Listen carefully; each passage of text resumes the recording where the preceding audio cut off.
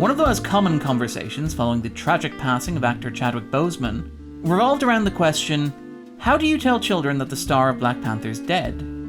Children are reportedly staging mock funerals with action figures to help them process the news.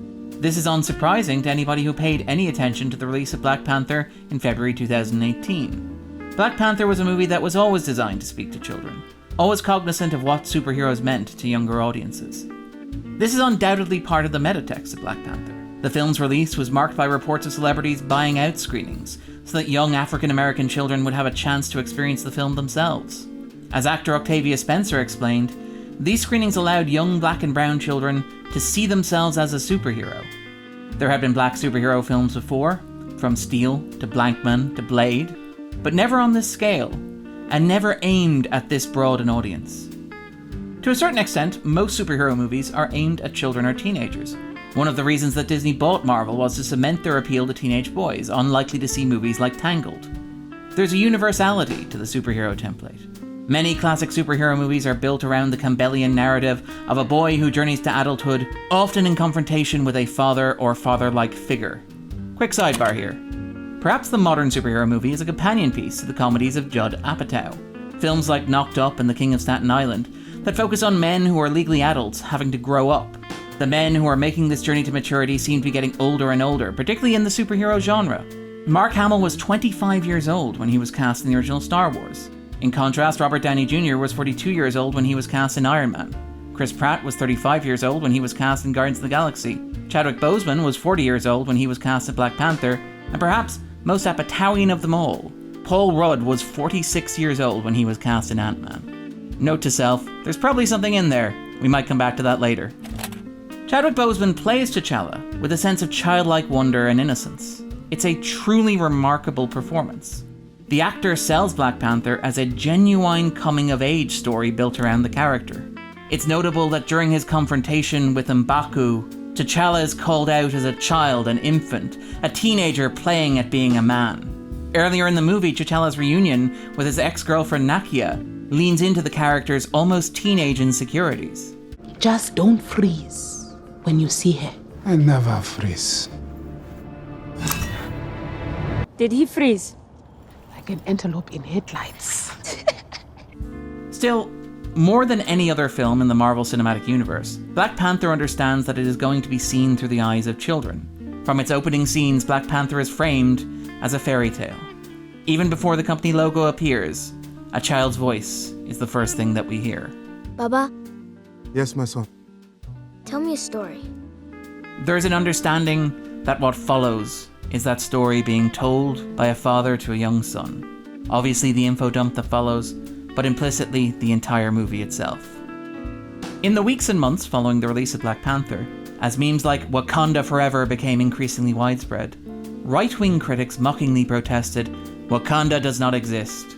So I guess that's a grade A on their cinematic comprehension right there. Of course, that's the entire point of the film.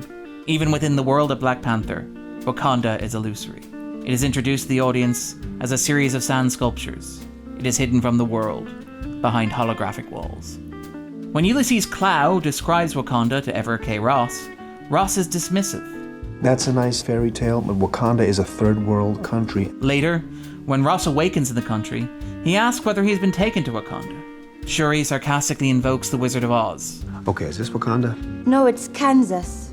Black Panther is populated by dream spaces, such as the twilight landscapes where T'Challa and Eric visit with the ghosts of their fathers. Wakanda is not diminished because it doesn't literally exist. It is powerful because it exists in imagination. Wakanda itself is a dream state, explains director Ava DuVernay. A place that's been in the hearts and minds and spirits of black people since we were brought here in chains. Black Panther manifests this dream state on screen. It renders it real, painting it in light. The film is not about a fictional African nation, but is about what Van Newkirk II described as the African-American syncretic embrace of a motherland lost. It is the idea of Wakanda that is important, and it is particularly important to children. After the introductory history lesson, Coogler pushes the audience out of the epic science fiction fantasy that they might have expected and into what has been described as the naturalistic mode of an indie. The first flesh and blood characters to appear on screen are children playing basketball in Oakland 1992. Both Ryan Coogler and the real Black Panther Party were born in Oakland. Coogler himself would have been 6 years old in 1992. This is the real world. Children play basketball in a court without a proper basketball hoop. In an apartment, a television set plays footage of the 1992 Los Angeles riots. T'Chaka's brother, N'Jobu, has been sent to the United States from Wakanda and is horrified by what he sees. The leaders have been assassinated. Communities flooded with drugs and weapons. They are overly policed and incarcerated. When T'Chaka visits N'Jobu to take him home, there is a confrontation. N'Jobu is killed. The Wakandans retreat from the material world. In doing so, they abandon N'Jobu's young son, Eric. This is Wakanda's original sin. When T'Challa discovers this sin more than 2 decades later, he is horrified. You are wrong to abandon him. Our future depended You on... are wrong! Abandonment is a key word here. That abandonment has scarred Eric, shaped him, warped him. Wakanda did not fail Eric in any literal sense. Black Panther rejects the fantasy of violent revolution by Wakanda, which makes sense in the context of Wakanda being a fictional construct. Wakanda cannot solve systemic racism through force, because it does not exist. Instead, the idea of Wakanda failed Eric. Eric cannot conceive of a better world. He only knows the world as it is, the world that he grew up in. They'll arm oppressed people all over the world, so they can finally rise up and kill those in power. Eric knows how colonizers think. They think violently, and he replicates those patterns. When Eric takes the heart-shaped herb and visits its twilight plain, he cannot see the beauty of the African savanna. Instead, he sees the mundane reality of his own childhood. There, N'Jobu takes responsibility for failing to instill in his son the dream of Wakanda. Well, look at what I've done. I should have taken you back long ago. Instead, we are both abandoned here. Maybe if Eric had been allowed the fantasy of Wakanda as a child, maybe if that imaginary world had been accessible, maybe if he could have seen himself as a superhero, things might have been different. That is the importance of Wakanda, and that is the importance of Black Panther. It's about recognizing the importance of such escapism for children, of having these imaginary spaces available to them. In a viral video, an African-American audience member is so moved by the very idea of Black Panther as a film celebrating an imaginary space reserved for black people that he remarks, "This is what white people get to feel all the time. All the time! All the time! Since the beginning of cinema." In a heartbreaking stinger, one of his friends sighs, "I'd love this country too." It is particularly important for children to know that there are spaces in the popular imagination for people who look like them and people who share similar experiences. Pop culture is still dominated by the default white male gaze.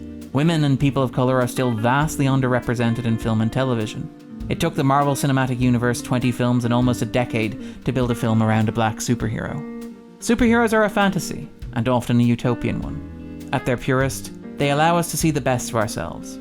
Black Panther understands this better than most films in the Marvel Cinematic Universe, as demonstrated by those reaction shots of young black children looking up at the magical Wakandan technology in awe and wonder. Black Panther is pointedly bookended by sequences that bring Wakanda into the real world. Indeed, in the film's final scenes, Shuri's almost disappointed to have landed in Oakland. But that seems to be the point. When you said you would take me to California for the first time, I thought you meant Coachella or Disneyland. While T'Chaka's fighter flew over Eric's head, obscured by cloud cover in the dead of night, T'Challa's fighter lands in the middle of the day. It becomes tangible and tactile. The dream of Wakanda, of a world of black superheroes and infinite possibilities, is rendered real to these children. It's notable that the last line before the closing credits is given to a young African-American boy. Hey yo, this yours?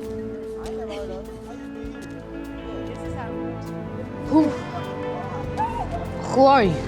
In response, T'Challa smiles, and in that moment, the dream is shared. I've been Darren Mooney, and thank you for joining me for In the Frame.